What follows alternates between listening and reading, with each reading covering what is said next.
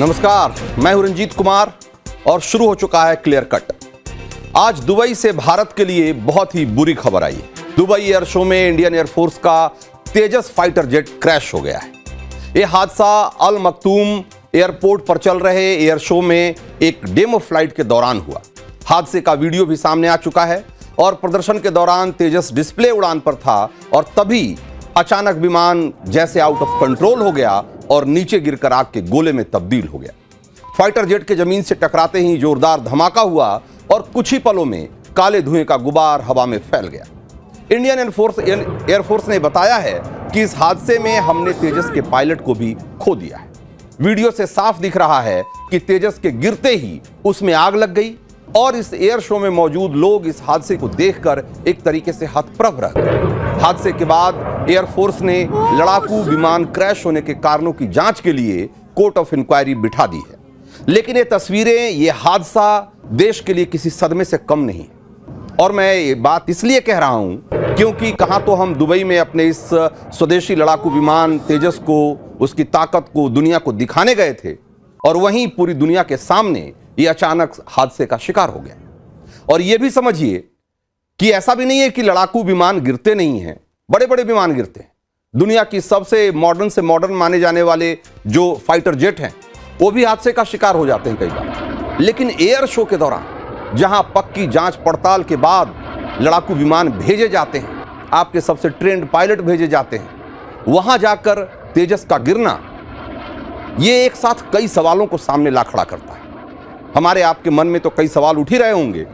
इस हादसे की तस्वीरों को देखकर सोशल मीडिया पर भी तमाम सवाल पूछे जा रहे हैं। पहले जरा वो सारे सवाल एक बार देखते हैं और फिर आपको इस खबर के हर एंगल के बारे में मैं विस्तार से बताऊंगा। तो सबसे पहला सवाल तो यही है कि तेजस का इस तरह गिरना हादसा है या कोई बड़ी साजिश हुई? क्या इंटरनेशनल मंच पर भारत को बदनाम करने की किसी साजिश का नतीजा है? क्या यह भारत के स्वदेशी लड़ाकू विमान तेजस का मार्केट खराब करने की साजिश है? क्या दुबई भेजे गए इस तेजस के रख रखाव में कहीं कोई लापरवाही हुई? कहीं किसी ने इसके पुर्जों के साथ कोई छेड़छाड़ तो नहीं की? या फिर कहीं ये वाकई में तेजस के ऑपरेटिंग सिस्टम में किसी फॉल्ट का नतीजा है? सवाल बहुत सारे हैं और हर तरह के सवाल उठ भी रहे हैं क्योंकि दुबई में तेजस का जो तेजस है वो हिंदुस्तान का प्रतिनिधित्व कर रहा था और हमारे आत्मनिर्भर भारत अभियान, हमारी इंजीनियरिंग, हमारी कुशलता का प्रतीक है तेजस। ऐसे में सवाल तो उठेंगे ही। दुबई एयर शो में दुनिया की लगभग सभी बड़ी एरोस्पेस कंपनियां, एयरलाइंस, एयर फोर्सेस और टेक्नोलॉजी कंपनियां अपने नए विमान, हेलीकॉप्टर, हथियार, एरोस्पेस टेक्नोलॉजी सबका प्रदर्शन करने आती। 5 दिनों के एयर शो का आज आखिरी दिन था और आखिरी ही दिन वहां से दिल दुखाने वाली ये तस्वीर सामने। यूएई के रक्षा मंत्रालय ने सोशल मीडिया पर बताया कि दुबई एयर शो के आज के फ्लाइंग डिस्प्ले के दौरान भारत का तेजस लड़ाकू विमान दुर्घटनाग्रस्त हो गया है, जिसमें पायलट की मौत हो गई। आपातकालीन और दमकल टीमें तुरंत मौके पर पहुंची और स्थिति को संभालने का काम कर रही। तो यह हादसा इसलिए चौंकाने वाला है क्योंकि 2001 में, यानी जब तेजस ने पहली उड़ान भरी थी, और तब से लेकर आज तक ऐसा पहली बार हुआ है जब तेजस फाइटर जेट के पायलट की हादसे में मौत हुई। और तो और तेजस के 24 साल के इतिहास में, या अगर 24 न भी कहें तो 23 साल के इतिहास में तो जरूर, यह सिर्फ दूसरा मामला है जब तेजस किसी हादसे का शिकार हुआ है। और इससे पहले जब पहली बार तेजस विमान गिरा था वो 1 साल पहले की ही बात है। पिछले साल यानी कि 2024 में राजस्थान के जैसलमेर में हादसे का शिकार हुआ था तेजस। और उस लिहाज से अगर देखें तो तेजस की अब तक की उड़ान बहुत सुरक्षित मानी जाती रही। 2001 से लेकर पिछले साल तक 23 साल तक तेजस की उड़ान एकदम महफूज रही। एक भी मामला कहीं किसी तरह की दुर्घटना या हादसा का नहीं हुआ। लेकिन बैक टू बैक लगातार 2 साल, यानी पिछले साल और फिर इस साल, तेजस को लेकर बुरी खबर आ गई। पिछले साल 12 मार्च 2024 को भी एक तेजस जैसलमेर में क्रैश हो गया। हालांकि उसमें समय रहते पायलट सुरक्षित तरीके से जेट से इजेक्ट हो गया था, लेकिन इस बार पायलट का इजेक्ट नहीं कर पाना ये इस हादसे को और ज्यादा गंभीर बना देता है। पिछले साल हुए हादसे की जांच अभी चल ही रही है। लेकिन जो शुरुआती पड़ताल हुई उसमें यह पता चला कि हवा में ही इंजन सीज हो जाने की वजह से यह हादसा हुआ था। और यह इंजन सीज कैसे हुआ? तो यह पता चला कि फ्यूल पंप में कुछ खराबी आ गई थी, जिससे इंजन को फ्यूल की सप्लाई रुक गई। पायलट को जैसे ही इसका अंदाजा हुआ, वो एयरक्राफ्ट से सेफली इजेक्ट हो गया और विमान थोड़ी दूर जाकर क्रैश हो गया। इसके बाद एयरफोर्स ने तेजस के पूरे फ्लीट का डिटेल सेफ्टी इंस्पेक्शन किया था, लेकिन कहीं कोई गड़बड़ी नहीं पाई गई। तेजस को डेवलपमेंट और ऑपरेशनल फेज में 23 साल पूरे हो गए हैं और डेवलपमेंट और टेस्टिंग फेज में भी कभी यह हादसे का शिकार नहीं हुआ। लेकिन 2 साल के भीतर 2 बड़े हादसों की वजह से इसकी सेफ्टी को लेकर अब सवाल उठने शुरू हो जाएंगे। इस बार के हादसे की तह तक जाने के लिए इंडियन एयरफोर्स ने कोर्ट ऑफ इंक्वायरी का ऐलान भी कर दिया है, जो कि एक औपचारिक जांच कमेटी होती है और ये तीनों सेनाओं से जुड़े किसी भी गंभीर घटना, विमान हादसे, दुर्घटना, मौत या ऑपरेशन में चूक की असली वजह पता लगाने के लिए बनाई जाती है। कोर्ट ऑफ इंक्वायरी सिर्फ जांच करती है और अगर इसमें किसी का दोष साबित होता है तो आगे की कार्रवाई दूसरी प्रक्रिया से होती है। तो दुबई में तेजस के हादसे वाली तस्वीरें इसलिए भी हैरान और परेशान करने वाली है क्योंकि सिर्फ 2 दिन पहले 19 नवंबर को इसी तेजस ने दुबई के आसमान में गजब की कलाबाजियां दिखाई थी। एक तरीके से पूरी महफिल लूट ली थी। 19 नवंबर को का वही वीडियो हम आपको इस समय दिखा रहे हैं, जिसमें विमान को अलग अलग तरह के करतब करते हुए आप देख सकते हैं। 1 मिनट 6 सेकंड का वीडियो है जिसमें कि तेजस विमान आकाश में अलग अलग तरह के करतब करता हुआ दिखाई देता है। और आज भी इसी तरह के करतब दिखाने के लिए तेजस ने जैसे उड़ान भरी, लेकिन ऐसा अचानक कुछ हुआ, कुछ ऐसी गड़बड़ी हुई कि प्लेन सीधे आसमान से नीचे जमीन पर आ गया।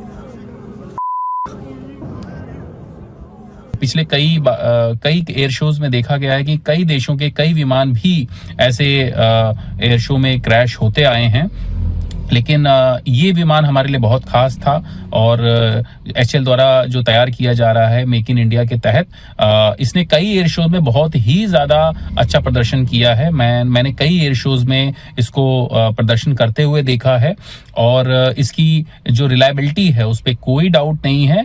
लेकिन हाँ, आज का दिन हमारे लिए दुखद था। आज कुछ विशेष कारण रहे होंगे और जो भी रीज़न रहे होंगे उसके बारे में भारतीय वायुसेना पूरी जाँच करेगी और ये इंश्योर करेगी कि भविष्य में वो छोटे से कारण ना हो, क्योंकि वायुयान की इतिहास में हमेशा ऐसा होता है कि छोटी सी कोई भी मिस्टेक ऐसा नहीं है कि वो केवल टेक्निकल होगी या पायलट के द्वारा ही होगी। कई बाहरी कारण भी होते हैं जिसमें वेदर एक बहुत बड़ा हिस्सा निभाता है और कई बार एरोबैटिक्स जैसे खतरनाक कारनामों को करते समय लॉस ऑफ कंट्रोल भी होता है। लेकिन हमारे पायलट दक्ष होते हैं उस हर परिस्थिति में विमान को निकालने के लिए। लेकिन आज का क्या कारण था ये जांच का विषय है और भारतीय वायुसेना इसकी पूरी निष्पक्षता से हर तरीके से उस जांच को पूरा करके निकालेगी। तो हिंदुस्तान का स्वदेशी लड़ाकू विमान तेजस हिंदुस्तान के सारे दुश्मनों की आंखों में खटकता रहा है। ये बात किसी से छिपी हुई नहीं है। इसी दुबई एयर शो में जहां हमारा तेजस विमान हादसे का शिकार हुआ है, इसी एयर शो में आतंकी मुल्क पाकिस्तान ने तेजस के खिलाफ खूब दुष्प्रचार किया है। जो पाकिस्तान आज तक एक भी स्वदेशी जेट नहीं बना पाया, जिसका 80% डिफेंस का सामान चीन से उधारी पर आता है, उस आतंकी मुल्क पाकिस्तान ने दुबई एयर शो में तेजस की एक फोटो पोस्ट करके ये प्रचार करना शुरू कर दिया था कि तेजस का तेल लीक हो गया है। 2 दिन पहले की यह कहानी, जिसका कि हमारी सरकार ने खंडन भी किया था, लेकिन पाकिस्तान के इस दुष्प्रचार से उसकी बुरी नीयत एक बार फिर से सामने आ गई। आज बेशक हमारा तेजस हादसे का शिकार हुआ है, लेकिन हमने आपको बताया कि इसी दुबई एयर शो में तेजस के हवाई प्रदर्शन से एविएशन सेक्टर के सारे ग्लोबल प्लेयर्स को एक तरीके से मंत्रमुग्ध थे।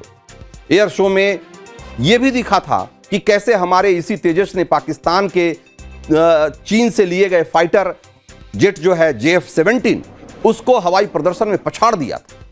और यह बात पाकिस्तानी खुफिया एजेंसी ISI को इतनी चुभ रही थी कि उसने पूरा दुष्प्रचार अभियान तेजस के खिलाफ शुरू कर दिया। अब यह भी समझिए कि पाकिस्तान क्यों तेजस से इतना जलता आया है। तो दरअसल दुबई में तेजस का शानदार प्रदर्शन खास तौर से एशिया और अफ्रीका के देशों के लिए किया गया था, ताकि किफायती लड़ाकू विमान खरीदने की प्लानिंग कर रहे देशों को इसे बेचा जा सके। और इसी बात से पाकिस्तान चिढ़ा हुआ था और संभवतः चीन भी चिढ़ा हुआ, और इसी वजह से उसने तेल लीक होने वाला भद्दा और झूठा दुष्प्रचार किया था।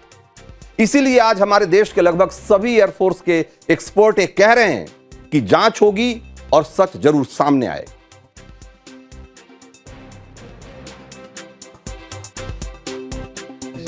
देखिए, ये इंक्वायरी से पता चलेगा। सारी इंक्वायरी जब होगी, स्टेप बाय स्टेप इंक्वायरी होगी। एक चीज़ कोई नहीं छोड़ी जाएगी। हर एक इंजीनियर जिसने काम किया था, हर एक टेक्नीशियन से पूछा जाएगा, उसका काम देखा जाएगा। कोई कॉमनैलिटी तो नहीं है, किसी ने या एयरक्राफ्ट में कोई ऐसी प्रॉब्लम तो नहीं थी जो पहले भी आई थी, ये सब देखा जाएगा। तो एकदम से अभी कोई बता नहीं सकता, अभी कोई खबर नहीं है। एक्चुअली कोई भी कंजेक्चर करना, कोई भी अनुमान लगाना, तुक्का लगाना, ये बहुत हानिकारक होगा। तो भारत का पहला स्वदेशी लड़ाकू विमान तेजस इतना खास है कि पाकिस्तान क्या, इससे चीन भी चिढ़ा रहता है। लाइट कॉम्बैट एयरक्राफ्ट तेजस भारत का पहला स्वदेशी सिंगल इंजन, सिंगल सीट 4.5 पीढ़ी का जनरेशन का एक मल्टी रोल फाइटर जेट है, जो इसे दुनिया भर में अपनी क्लास का सबसे हल्का और सबसे छोटा सुपरसोनिक जेट बनाता है। इसका एक मॉडर्न MK-1A जो वर्जन है, वो बेहतर इलेक्ट्रॉनिक वॉरफेयर और टारगेट ट्रैकिंग के लिए एक मॉडर्न और active electronically scanned array radar, head up display से लैस एक ग्लास कॉकपिट और सेल्फ डिफेंस के लिए एक यूनिफाइड इलेक्ट्रॉनिक वॉर सूट से लैस है। तेजस 9 हार्ड पॉइंट्स के साथ 5300 किलोग्राम तक के पेलोड ले जाने में सक्षम है, जिसमें स्वदेशी एक्स्ट्रा जैसे विजुअल रेंज से परे हवा से हवा में मार करने वाली मिसाइल और कई तरह के लेजर गाइडेड बम और 23 मिलीमीटर तोप भी शामिल है। यहां पर एक बात और जानना जरूरी है कि पाकिस्तान और चीन तो तेजस से चिढ़ते रहे ही हैं। अमेरिका ने भी सालों तक भारत के LCA प्रोजेक्ट, जिसका ये हिस्सा है तेजस, उसके पूरा होने में, रोड़ा अटकाने में कभी कोई कमी नहीं छोड़ी। कई बार अमेरिका ने तेजस के डेवलपमेंट के लिए जरूरी सामान देने से इनकार किया। दरअसल तेजस विमान में अमेरिकी कंपनी GE एरोस्पेस के बनाए गए F404 IN-20 जेट इंजन इस्तेमाल किया जाता है, और HAL यानी कि हिंदुस्तान एरोनॉटिक्स लिमिटेड भारतीय वायुसेना के लिए तेजस लड़ाकू विमान बनाती है, और HAL ने इंजन की सप्लाई के लिए GE के साथ एक बड़ा समझौता किया हुआ है। HAL ने 2021 में GE से 99 इंजनों के लिए $1 बिलियन का सौदा किया था। हालांकि जनरल इलेक्ट्रिक ने इंजनों की डिलीवरी में काफी देरी की है, और GE का दावा यह था कि सप्लाई चेन की समस्याओं के कारण उसे इंजनों की आपूर्ति में देरी हो रही है। हालांकि सूत्रों के अनुसार माना यह जा रहा है कि अमेरिकी प्रशासन ने जानबूझकर भारत के तेजस प्रोजेक्ट को प्रभावित करने के लिए इसकी डिलीवरी देर कराई थी। बाद में भारत के जोर देने पर GE ने इंजनों की सीमित आपूर्ति शुरू की। हालांकि इस कारण HAL ने से भारतीय वायुसेना को तेजस विमानों की जो डिलीवरी है वो प्रभावित हुई है, उसमें लेट हुआ है, उसमें डिले हुआ है। एक और बात जो यहां पर बहुत इंपॉर्टेंट है वो ये है कि इस वक्त इंडियन एयरफोर्स के बेड़े में जो टॉप फाइटर जेट हैं, उनमें सुखोई, जिसको SU-30 MKI बोलते हैं, राफेल, मिराज, MiG-29, इसके साथ साथ तेजस का नाम भी शामिल है। और तो और अपना जो स्वदेशी तेजस कई खूबियों की वजह से बाकी के जो चारों फाइटर जेट्स हैं उनके मुकाबले बिल्कुल अलग और खास है। और इसकी जो पहली खासियत है वो ये है कि इस विमान के 50% जो कल पुर्जे हैं वो सब भारत में ही तैयार हुए। तो एक तरीके से भारत का जो स्वदेशी पर जोर है, आत्मनिर्भर भारत का जो सपना है, उस दिशा में बहुत मजबूत कदम माना जाता है तेजस को। और दूसरी बात ये कि इस विमान में मॉडर्न टेक्नोलॉजी के तहत इजराइल की EL-M2052 रडार को लगाया गया है, और इस वजह से तेजस एक साथ 10 लक्ष्यों को ट्रैक कर सकता है और उन पर निशाना साधने में भी सक्षम है। यानी कि मल्टीपल टारगेट को इंगेज कर सकता है और उसको ध्वस्त कर सकता है। तेजस की जो तीसरी खासियत है वो ये है कि बेहद कम जगह यानी कि 460 मीटर के रनवे पर भी ये टेक ऑफ करने की क्षमता से लैस है। अब ये जो इसकी क्षमता है, ये इसको बहुत खास बनाती है, और किसी भी लड़ाकू विमान के में अगर ये क्षमता होती है कि वो छोटे से रनवे पर भी टेक ऑफ कर सके, तो ये उसके लिए उसकी ऑपरेशनल जो कैपेबिलिटी है उसको उसमें बहुत बड़ा इजाफा कर देती है। चौथी बात ये कि ये फाइटर जेट इन चारों से ही सबसे ज्यादा हल्का है, सिर्फ 6500 किलोग्राम इसका वजन है। तो ये देखिए कि अगर इस तरीके से आप देखेंगे तो भारत के पास जो अभी जो देखा जाए तो 4.5 जनरेशन का जो एयरक्राफ्ट है, वो उसके मुकाबले देखा जाए तो ठीक है, तेजस अपने डेवलपमेंट के शुरुआती फेज में है और इसमें अभी बहुत सारी तब्दीलियां की जानी थी और जिस पर कि लगातार काम चल रहा है। लेकिन पिछले 23-24 साल में अपने डेवलपमेंटल फेज में, चाहे अपने ऑपरेशनल फेज में, 2016 से तो बिल्कुल ऑपरेशनल फेज में है एयरफोर्स में, लेकिन इस तरह की कभी कोई घटना नहीं हुई, कोई हादसा नहीं हुआ। लेकिन इस एयर शो में, एक ऐसी प्रदर्शनी में जहां की दुनिया भर के जो फाइटर प्लेन हैं वो प्रदर्शनी के लिए आए हुए हैं, वहां इसका हादसे में का शिकार हो जाना, ये अपने आप में एक बहुत बड़ा सवाल है। और यही वो बात है जो कि बार बार एक साजिश वाली थियोरी की तरफ इशारा करता है। तो क्लियर कट में अब आगे बढ़ते हैं और आपको बताते हैं कि पश्चिम बंगाल में SIR वाली मुहिम से किसकी सियासत पटरी से उतरती दिखाई दे रही है।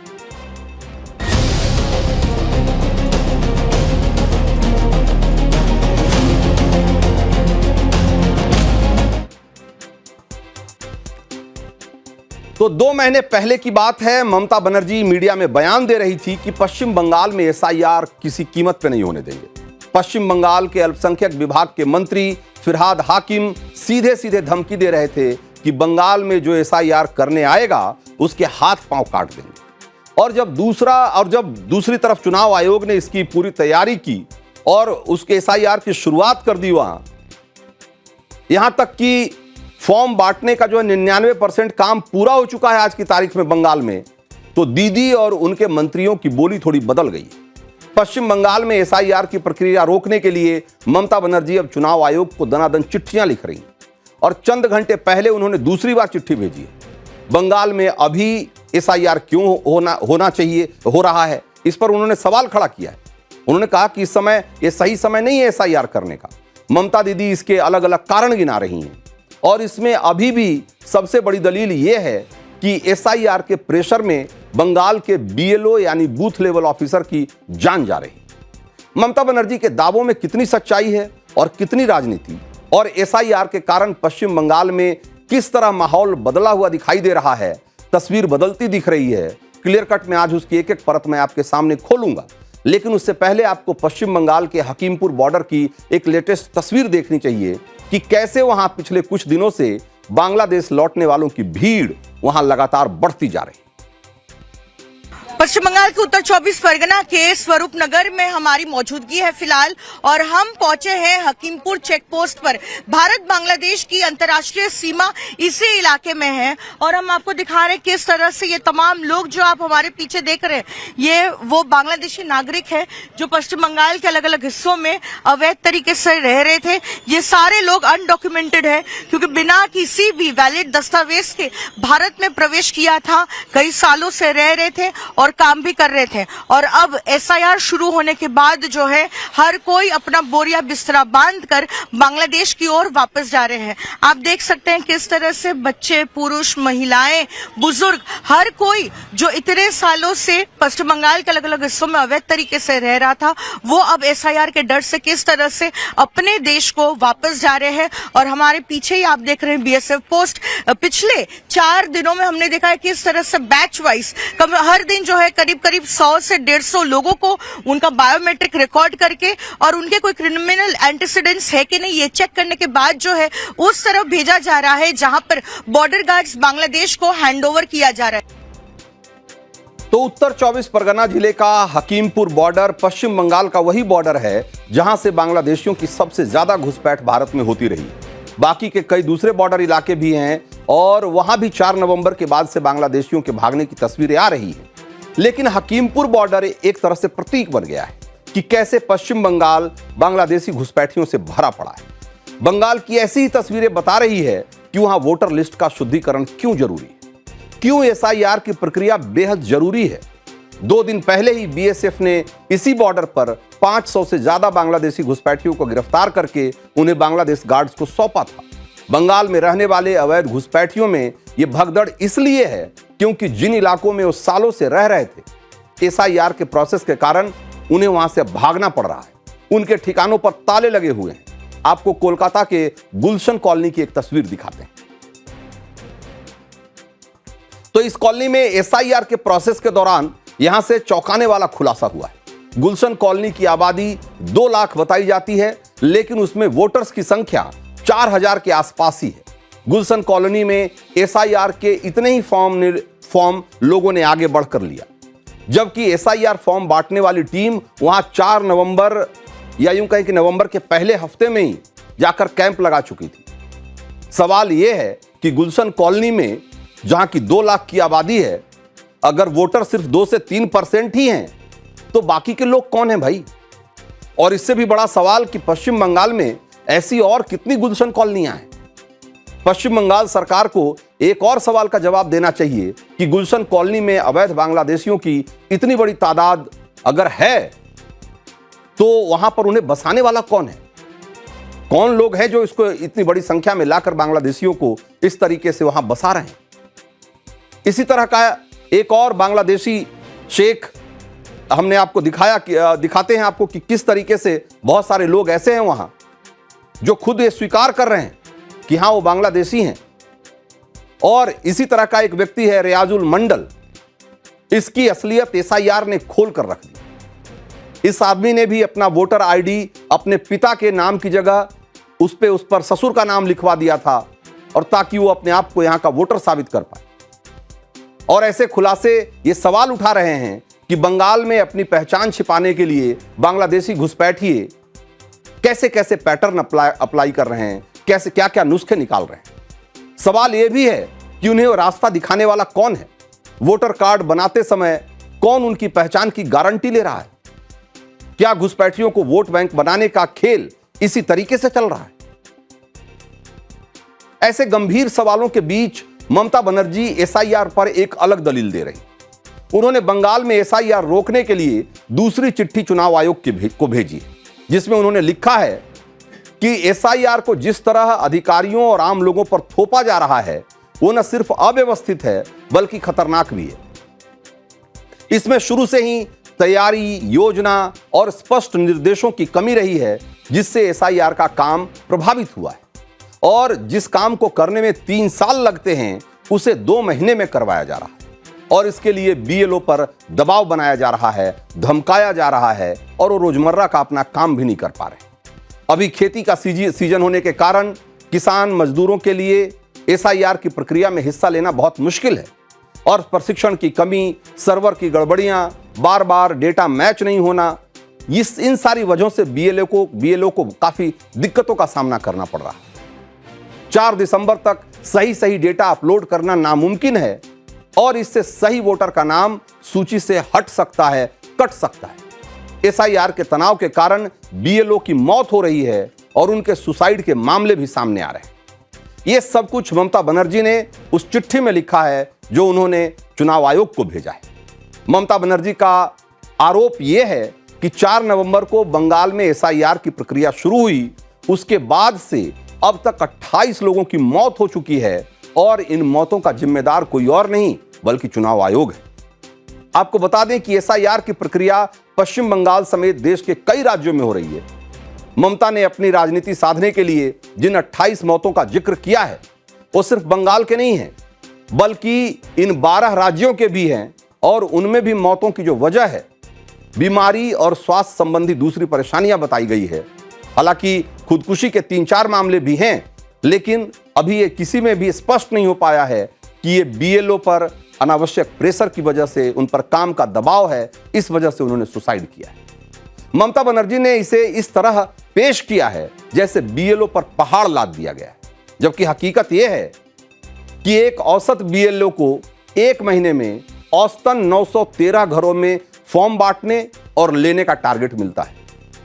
यानी रोजाना 30 से 35 लोग या 8 से 9 घर, 813 अगर 913 लोग को अगर फॉर्म बांटने का अगर उनको काम दिया जाता है तो 30 से 35 लोगों का ही रोज का मामला आता है। तो बिहार में एसआईआर प्रोसेस में हर बीएलओ को इतने ही घरों में फॉर्म बांटना था और उन्हें इकट्ठा करके चुनाव आयोग के सर्वर पर अपलोड करना था। बिहार में तो 90,000 बीएलओ इस प्रोसेस में लगे थे। उन्हें बंगाल के मुकाबले समय भी कम मिला था, फिर भी उन्होंने बिना किसी दबाव, किसी तनाव के एसआईआर के प्रोसेस को पूरा किया। वहां से तो एक भी बीएलओ के सुसाइड की खबर नहीं आई। पूरे देश में 5 लाख बीएलओ काम कर रहे हैं। ऐसे में दीदी की यह दलील गले से नहीं उतरती। ये सारे अगर सुसाइड हो रहे हैं तो यह भी सोचना चाहिए कि बंगाल में ही क्यों हो रहा है, इसके पीछे कोई दूसरी कहानी तो नहीं चल रही। और जहां प्राइवेट बीएलओ लगे हुए हैं वहां उन्हें सरकारी बीएलओ से 4 गुना ज्यादा काम करना पड़ रहा है। जाहिर है कि बंगाल में बीएलओ के तनाव और दबाव की वजह एकदम अलग है। बंगाल बीजेपी के नेता उसकी असली वजह क्या गिना रहे हैं, जरा सुनिए। जिस तरीके से ममता बनर्जी नॉन कोऑपरेशन कर रहा है, बीएलओ का रेम्यूनरेशन का फाइल फाइनेंस में पेंडिंग है, उसका बाद आपका डाटा एंट्री ऑपरेटर प्रोवाइड नहीं किया है, और पश्चिम बंगाल में थर्ड पार्टी जो सरकार का लोग नहीं है वो भी डाटा एंट्री कर रहा है, खास करके वेबल्स जो बीएसके का एम्प्लॉय है, टीएमसी का सब कैडर है। ये सब धांधली बंद होना चाहिए।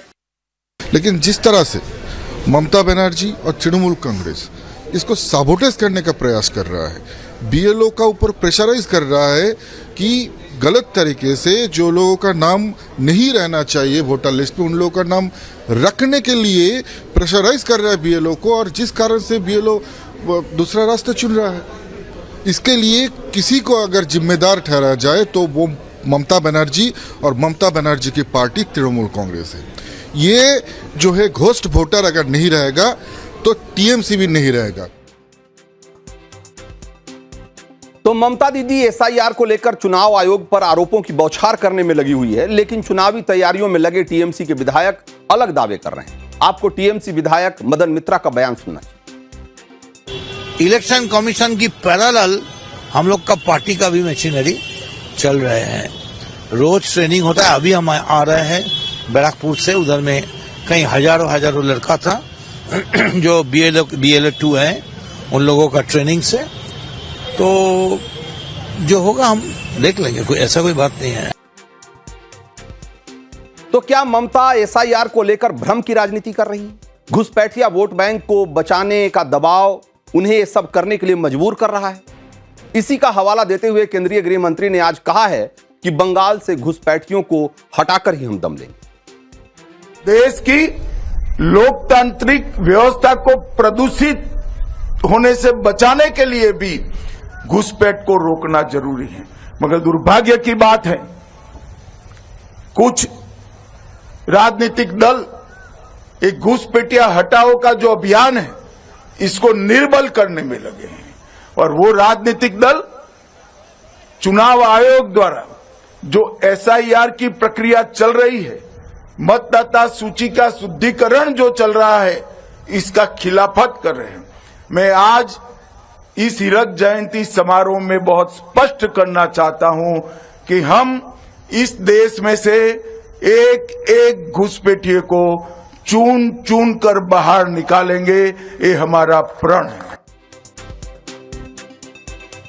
तो एसआईआर की प्रक्रिया एक सामान्य चुनावी प्रक्रिया है, लेकिन इसके पीछे किस तरह की वोट बैंक की राजनीति हो रही है इसको लेकर हमने आपको ये दिखाया। और अब क्लियर कट में आगे बढ़ते हैं और आपको बताते हैं कि फरीदाबाद के डॉक्टर आतंकी मॉड्यूल में अब कौन से चौंकाने वाले खुलासे हुए।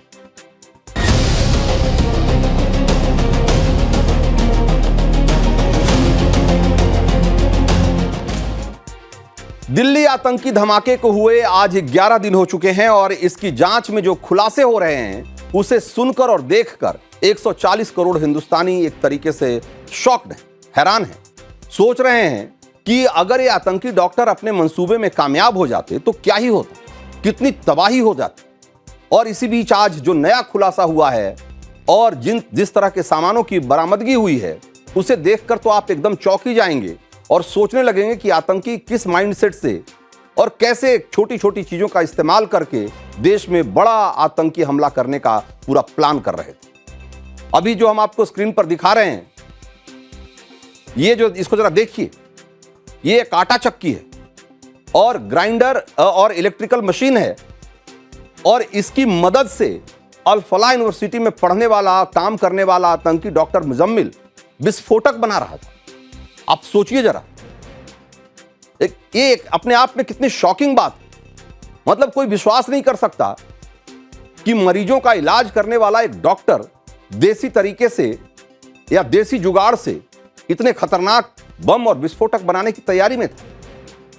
और ये दोनों मशीनें फरीदाबाद के उसी धौज गांव से बरामद की गई है जहां 3000 किलो विस्फोटक बरामद किया गया। धौज गांव में एक कपड़े की दुकान के पीछे आटा चक्की वाली मशीन मिली और उस स्पॉट से एक एक्सक्लूसिव रिपोर्ट आपको दिखाते हैं और उसके बाद आपको हम बताएंगे कि कैसे इस आटा पीसने वाली मशीन का इस्तेमाल ये आतंकी डॉक्टर कर रहे थे। तो सूत्रों के मुताबिक डॉक्टर मुजम्मिल आटा चक्की में अमोनियम नाइट्रेट पीसता था और उसे रिफाइन करके उसमें केमिकल मिलाकर उसको विस्फोटक के तौर पर तैयार करता था। और इसमें जो वो केमिकल मिलाता था उसे अल फलाह के लैब से ही चोरी करके लाता था। और एक और हैरान करने वाली बात यह है कि ग्राइंडर को उसने अपने हॉस्टल के कमरा नंबर 15 में ही रखा था पहले, और यही अमोनियम नाइट्रेट को वो पीसता भी रहा। सिर्फ यही नहीं, उसने धौज गांव में जो कमरा किराए पर लिया था, जिसका नंबर भी है 15, वहां भी आटा चक्की का इस्तेमाल करके वो एक्सप्लोसिव तैयार कर रहा था। कमरा नंबर 15 से ही 9 नवंबर को जम्मू कश्मीर और फरीदाबाद की पुलिस ने 360 किलो अमोनियम नाइट्रेट और अन्य विस्फोटकों को बरामद किया था। डॉक्टर मुजम्मिल की निशानदेही पर ही इस मामले में शब्बीर नाम के एक कैब ड्राइवर को भी हिरासत में लिया गया है। और जो सूत्रों से जानकारी मिल रही है उसके मुताबिक कैब ड्राइवर शब्बीर को ही आतंकी मुजम्मिल ने ग्राइंडर रखने के लिए दिया था।